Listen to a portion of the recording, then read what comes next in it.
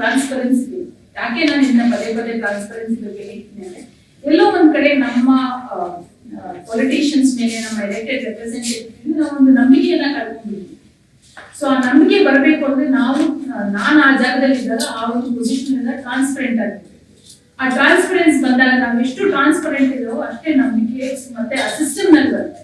Democratic process ನಲ್ಲಿ ಇವತ್ತು ನಂಬಿಕೆ ಕಳ್ಕೊಂಡ್ರೆ ದೇಶ ಉಳಿಯುತ್ತೆ. ಸೊ ದೇಶ ಉಳಿಬೇಕು ಅಂತ ಹೇಳಿದ್ರೆ ಡೆಮೋಕ್ರೆಟಿಕ್ ಪ್ರೊಸೆಸ್ ನಲ್ಲಿ ನಂಬಿಕೆ ತರುವಂತ ಕೆಲಸ ಮಾಡಬೇಕು. ಅದು ಒಂದೇ possible to being transparent.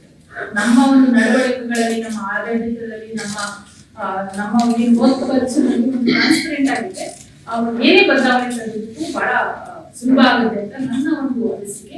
But ಕೆಲಸ ಮಾಡೋದು ಬಹಳಷ್ಟೇ, ಬಟ್ ಮುಖ್ಯವಾಗಿ ಟ್ರಾನ್ಸ್ಪರೆನ್ಸಿ ತರೋದು ನನ್ನ ಒಂದು ಉದ್ದೇಶ. ಮತ್ತೆ ಒಂದು ಅಸೆಂಬ್ಲಿಗೆ ಹೋಗ್ಮೇಲೆ ಯಾವ ಅಸೆಂಬ್ಲಿಗೆ ಹೋಗಿ ಕೌನ್ಸಿಲ್ ಹೋಗಿ ಅದು ಗೊತ್ತಿಲ್ಲ, ಬಟ್ ಅದು ಹೋದಾಗ ಜನರ ಪರವಾಗಿ ಧ್ವನಿ ಆಗೋದು ಬಹಳ ಇಂಪಾರ್ಟೆಂಟ್. ಇವತ್ತು ಚರ್ಚೆಗಳು ಅಸೆಂಬ್ಲಿಗಳನ್ನ ನಡೀತಾ ಇದೆ, ಸಾಕಷ್ಟು ನಾನು ನೋಡ್ತಾ ಇರ್ತೀನಿ, ಯಾರು ಏನು ಮಾತಾಡೋದಿಲ್ಲ, ಬಹಳಷ್ಟು ವಿಚಾರಗಳಲ್ಲಿ ಯಾರು ಏನು ಮಾತಾಡೋದಿಲ್ಲ.